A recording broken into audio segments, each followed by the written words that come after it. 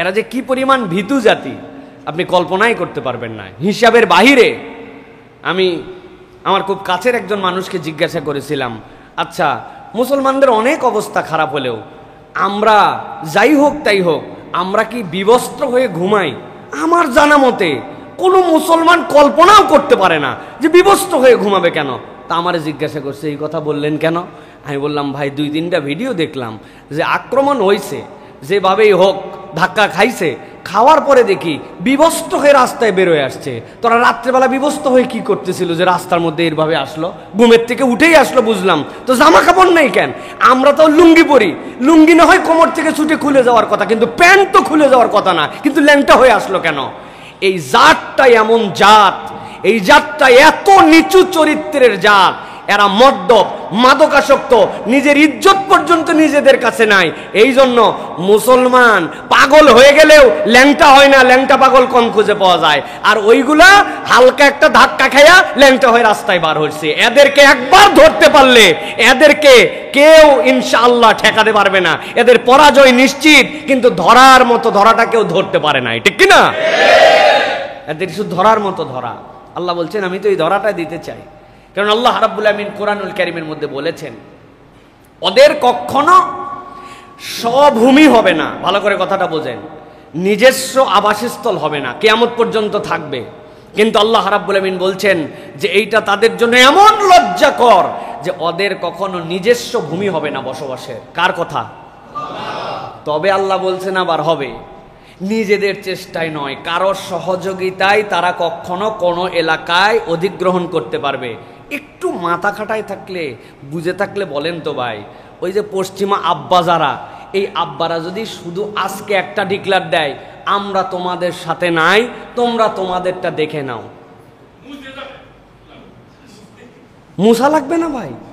সাইদি সাহেব হুজুর বলে গেছেন বহু আগে, আরবের লোকজন একদিন নিয়ত করছে আমরা বাথরুমে আজকে প্রস্রাব করব না, সব আরবের লোক প্রস্রাব করে দিলে ভূমধ্য সাগরে ভেসে চলে যাবে ওরা।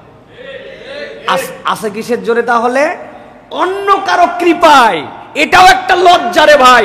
উপরে উপরে আপনি দেখতেছেন, কিন্তু ওরা ভিতরে ভিতরে ওদেরটার খবর জানে যে কার খুঁটির জোরে আমরা আছি। আল্লাহ বলছেন এটাও তোদের জন্য লজ্জা।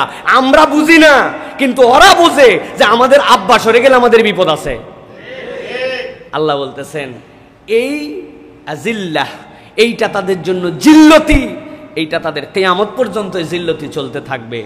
আল্লাহ রাব্বুল আলামিন এরপরে বলছেন এই জন্য উম্মাহ যদি ঐক্যবদ্ধ হয় আল্লাহ রাব্বুল আমিন তাদেরকে বিজয় দান করবেন। আল্লাহ কোরআনের সূরা হুজুরাতের মধ্যে বলেছেন ইন্নামাল মুমিনুনা ইখওয়া, নিশ্চয় প্রত্যেকটা ঈমানদারেরা মুমিনেরা তারা হচ্ছে ইখওয়া, ভ্রাতৃত্বের বন্ধনে আবদ্ধ। কি অসীম এক ভালোবাসার সম্পর্ক, কি অসীম এক হৃদয়ের সম্পর্ক তাদের সাথে। ওই হৃদয় জুড়াই দিয়েছেন। আল্লাহ বলছেন ফাআল্লাফা বাইনা কুলুবিক, আমি আল্লাহ রাব্বুল আমিন তাদের অন্তরগুলোকে এক করে দিছি। ইজ কুনতুম আদান, তোমরা একজন আরেকজনের শত্রু ছিলে। এই অন্তর এমনি এমনি হয় নাই, এই অন্তর বানাইছেন আল্লাহ। শর্তটা কি? উম্মার চেতনা আপনাকে ধারণ করতে হবে। আমরা এক উম্মা, আপনি আপনি না, আমি আমি না, বাঙালি বাঙালি না, জাতীয়তাবাদ না। আমাদের মধ্যে এখন জাতীয়তাবাদ আমাদের সব কিছু শেষ করে দিয়েছে। আমাদের এই জাতীয়তাবাদ আমাদের মধ্যে ঢুকে গেছে।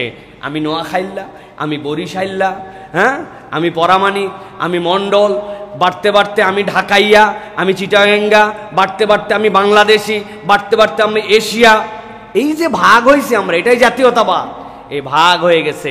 অথচ আল্লাহ রাব্বুল আমিন বলছেন ইন্নামাল মুমিনুনা ইখওয়া, মুমিনরা সবাই ভাই ভাই, এই ভ্রাতৃত্বের মধ্যে কোনো ভেদাভেদ নাই। আল্লাহ রাব্বুল আলামিন এরপরে সূরা আল ইমরান 103 নম্বর আয়াত, বহু পরিচিত আয়াত, ওয়াতাসিমু বিহাবলিল্লাহি জামিআন ওয়া লা তাফাররাকু। আল্লাহ বলতেছেন তোমরা আল্লাহর রজ্জুকে একসাথে, একভাবে, এক জামাতে ধরো। আমরা এই জামাতকেও পর্যন্ত আলাদা করছি। আমি একটা দল হয়ে আল্লাহর রজ্জু ধরি, উনি একটা দল হয়ে আল্লাহর রজ্জু ধরে।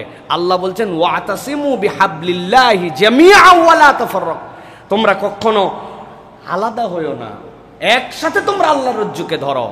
এই চেতনা, এই কল্পনা আপনার জন্য শায়ের কবায়েল এটা থাকবে। আল্লাহ রাব্বুল আমিন কোরআনুল কারীমের মধ্যে বলেছেন যে আল্লাহ রাব্বুল ইন্না খলাকনাকুম মিন যাকারি ওয়া উনসা ওয়া জাআলনাকুম শুউবান ওয়া কবাইলা লিতাআরাফু। আপনার এই কবিলা, আপনার এই দেশ, এটা থাকবে কেন? এটা পরিচয়ের জন্য, যে আমি বাংলাদেশি মুসলিম, আমি আফ্রিকান মুসলিম, এটা তোমার পরিচয় থাকবে। কিন্তু এইটা তোমার মৌলিক পরিচয়ের ক্ষেত্রে কখনো যেন বাধা সৃষ্টি না করে। তোমরা এক উম্মাহ, প্রত্যেকে প্রত্যেকের ভাই, এই চেতনা হৃদয়ের মধ্যে আপনাকে লালন করতে হবে। পৃথিবীর কোনো এক প্রান্তে কোনো একজন ইমানদার আক্রান্ত হয়েছেন, আর আপনার হৃদয়ে যদি এটার জন্য ব্যথা অনুভূত না হয়, আপনি যদি ওভারলুক করে যান, আপনি বলেন ওই আক্রান্ত হয়েছে ভাই, আমার করার কি? আপনার ঈমান পূর্ণতা পায় নাই, পায় নাই, পায় নাই, আপনি পূর্ণ মুমিন হতে পারেন নাই, ঠিক কি না? আপনি যতই তাহাজ্জুদ গুজার হন আর যতই যাই হন, আপনার হৃদয়ে পূর্ণ ঈমান আপনার আসে নাই। হিসাব মিলায় নিয়েন, অন্তর থেকে বুঝে নিয়েন। প্রিয় ভাইয়েরা, আল্লাহ রাব্বুল আলামিন নবীজি সাল্লাল্লাহু আলাইহি ওয়াসাল্লাম বলছেন, আল মুমিনু লিল মুমিনি কাল বুনিয়ান ইয়াশুদ্দু বা'দুহু বা'দা। মুমিনরা তো একজন আরেকজনের জন্য সীসা ঢালা প্রাচীরের মতো। নবী করিম সাল্লাল্লাহু আলাইহি সাল্লাম সুম্মা শাব্বাকা আসাবিআহু, এরকম ভাবে নবীজি হাত ঢুকায় দিলেন, এইভাবে নখের মধ্যে নখ ঢুকায় দেখালেন, দেখো তো এটা কেমন। ইমানদাররা এইরকম একজন আরেকজনের সাথে এইরকম ভাবে জড়িত হয়ে থাকবে। কিন্তু আপনার কাছে কি মনে হয়, মুসলমানরা আক্রান্ত হলে সকলে কি এক সুরে কথা বলতে পারে? কেউ গদির টেনশনে কথা বলে না, কেউ ভূ রাজনীতির টেনশনে কথা বলে না, কেউ নিজের স্বার্থে কথা বলে না, কেউ নিজের বিভিন্ন ধরনের কাই কারবারের সাথে জড়িত আছে ওটার স্বার্থে কথা বলে না। ইমানদাররা যদি একবার এইরকম হতে পারত, আপনি কল্পনাই করতে পারতেন না। যেই তেল দিয়া F-35 আকাশে ওড়ে, যেইটা কারো কাছে বিক্রি করে না, ওই তেল ওদের কাছে নাই, ওই তেল আমাদের থেকে নিয়ে যাই, আমাদের উপর উড়ায় আমাদেরকে মারে। এই জন্য আল্লাহ রাব্বুল আলামিন বলছেন উম্মার ঐক্য চেতনা থাকতে হবে। ভাই আপনি বলবেন হুজুর এই ক্ষুদ্র মঞ্চ থেকে আপনি এগুলা কথা বলছেন। ভাই পুরা পৃথিবীর দায়িত্ব আমাকে দেওয়া হয় নাই। আমার মুসল্লি যে কয়জন আছেন তাদের চেতনায় যদি আপনি উম্মার প্রেম লালন করতে পারেন, আমি আমার জায়গা থেকে আল্লাহর কাছে আমার হিসাব আমাকে দেওয়া লাগবে, আপনার হিসাব আপনাকে দেওয়া লাগবে, ঠিক কি না? দুনিয়া কি হবে না হবে আমি দুনিয়ায় দেখতে পারবো না, কিন্তু আমি আমার জায়গার দায়িত্বশীলতার জায়গায় আপনাকে বললাম, দিল ছোট করেন না। ইমানদারের ব্যথায় আপনার হৃদয়ের মধ্যে ব্যথা অনুভব করেন, নিজেদের কোয়ালিটি বাড়ানোর চেষ্টা করেন, আপনি উম্মার চেতনা হৃদয়ের মধ্যে লালন করেন। দল মল এগুলো সব পরে, আগে উম্মা, আগে মুসলিম, আগে মুমিন, এই ভ্রাতৃত্ব, তারপরে অন্য কিছু, ঠিক কি না? আমার স্বার্থ কিছুটা জলাঞ্জলি চলে যেতে পারে, কিন্তু উম্মার স্বার্থ যেন কখনো জলাঞ্জলি না যায়। আপনার মধ্যে এই চেতনা লালন করতে হবে। রাজি আছেন তো ইনশাআল্লাহ? বলবেন তো ইনশাআল্লাহ? কয়দিন পরে আবার যখন আপনাদের জন্য বলা হবে ভাই একটা বক্সে আসেন, সবাই বলবে কি এর এক বক্স, এর সাথে উম্মার কি এর চেতনা। তখনই আবার এক পান দিয়া, এক বিড়ি দিয়া, এক কাপ চা দিয়া ইমান বেচা কেনা হয়। কথা একটু আসতে বলেন।